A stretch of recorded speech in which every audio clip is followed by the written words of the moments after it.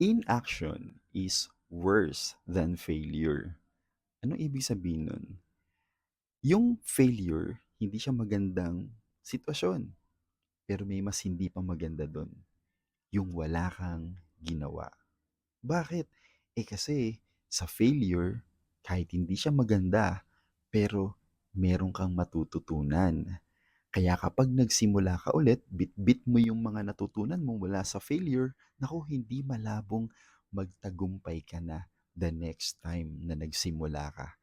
Sa wala kang ginawa, naku, wala ka talaga mapapakinabangan dahil wala ka ring natutunan kapag wala kang ginawa. Ano ang lessons mula dito? Kung meron kang iniisip, ideas, plano, na sa tingin mo maganda, ako, simulan mo na. Huwag ka matakot mag-fail. Kasi lahat ng mga successful na tao, nagsimula rin naman sila sa failures. Pero hindi sila tumigil. Kahit nag-fail sila, nagsimula ulit sila. Bit-bit nila yung mga natutunan nila at nagtagumpay din sila.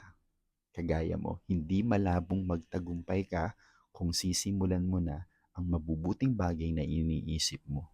Mas maganda yung may ginagawa ka kesa wala. Salamat.